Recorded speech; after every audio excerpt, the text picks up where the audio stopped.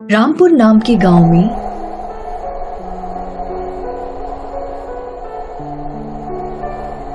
ललिता और रोमा रहती थी।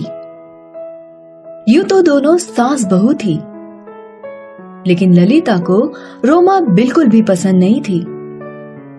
ललिता चाहती थी कि उसके बेटे अमन की शादी उसकी बचपन की सहेली सुशीला की बेटी से हो, लेकिन अमन रोमा से शादी कर उसे घर ले आया था। ललिता रोमा को खड़ी खोटी सुनाने का एक भी मौका नहीं छोड़ती। अरे रोमा, आज चाय मिलेगी कि नहीं? मम्मी जी, आपकी चाय बनाकर मैंने टेबल पर रख दी है। क्या मैं वही ठंडी चाय पीऊं? एक काम में मन नहीं लगता तेरा। जा, दूसरी चाय बना कर ला। ठीक है मम्मी जी। जैसे ही रोमा फिर से चाय बनाकर ललिता को देती है, ललिता उसे दूसरा काम पकड़ा देती है। मम्मी जी, आपकी गरम चाय। जा, मेरे लिए नहाने का पानी गर्म कर दे। जी मम्मी जी। रोमा बाल्टी में गर्म पानी कर ललिता को देती है। मम्मी जी, आपका गर्म पानी। तो क्या ये सर पर रखेगी मेरे? जाकर गुसल खाने में रख दे और मेरे लिए पूजा के फूल ला दे। रोमा जब तक बगीचे से फूल लेकर आती है, तब तक ललिता नहाकर तैयार हो जाती है। जाकर जल्दी से खाना लगा दे, मैं तुरंत पूजा करके आती हूँ। ठीक है मम्मी जी। पूजा कर ललिता रोमा को आवाज लगाती है। खाना बना कि नहीं, कि लग गई फोन पर? नहीं मम्मी जी, मैं सुबह से घर के काम कर रही हूँ। बस थोड़ी देर में खाना तैयार हो जाएगा। कोई काम तो होता नहीं तुझसे, जुबान चलाना आता है बस। रोमा, जो सुबह से घर के काम कर रही थी, एक गिलास पानी पीने की भी उसे फुर्सत नहीं मिली। ऊपर से ऐसे कटाक्ष वाक्य उसके दिल पर चुभ रहे थे, लेकिन उसने कुछ नहीं कहा। एक दिन ललिता की कुछ सहेलियां उसके घर आती है। ललिता सभी के सामने रोमा की खूब बुराई करती है। ललिता, तेरी बहू तो घर के सारे काम अच्छे से कर लेती है। पता नहीं इस जादूगरनी ने क्या जादू कर दिया है मेरे भोले भाले बेटे पर, जो इसे अपनी पत्नी बना ले आया। हमारे तो भाग्य फूट गए। कम से कम तेरी बहू तेरी सेवा तो करती है। एक मेरी बहू है, दिन भर लाल लिपस्टिक लगाकर घूमती रहती है। क्या कहें, जिसके भाग्य में जो होता है वही मिलता है।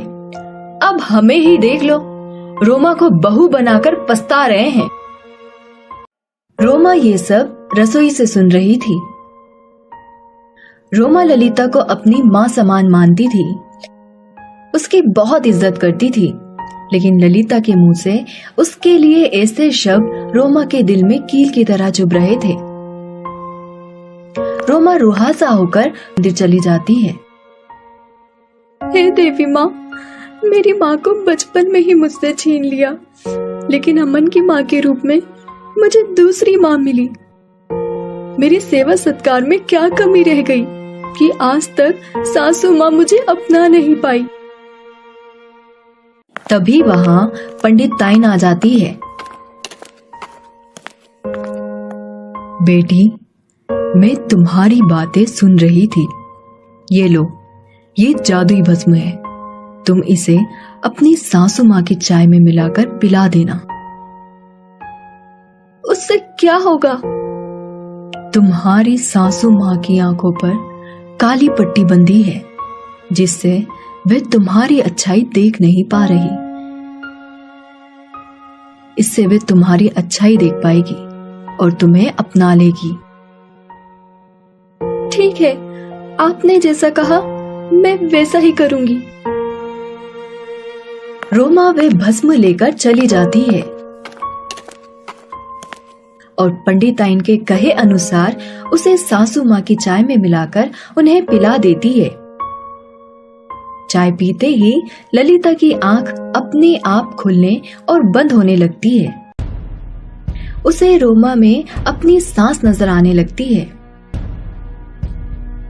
सासू माँ, आप वापस आ गई? आप कैसी हैं? कहां से आई? क्यों आई?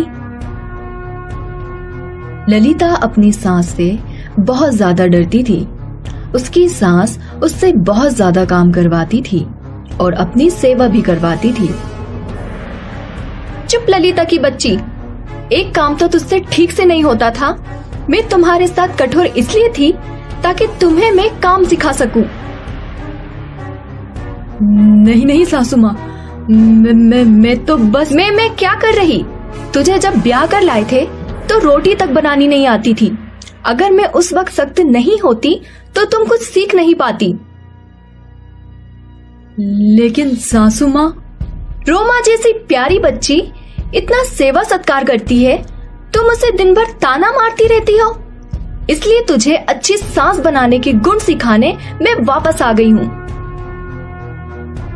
नहीं सासू माँ, मैं समझ गई। आज के बाद मैं कभी भी रोमा को परेशान नहीं करूंगी। उसे अपनी बेटी की तरह प्यार करूंगी। ललिता की सास ललिता को पीठ पर ठोकर शाबाशी देने लगी। ललिता को शाबाशी भी मां जैसी लग रही थी। ललिता चाहती थी कि उसकी सांस जल्द से जल्द वापस चली जाए। उसने जैसे ही अपनी आंखें खोली, देखा सामने रोमा खड़ी है। सासू माँ चली गई?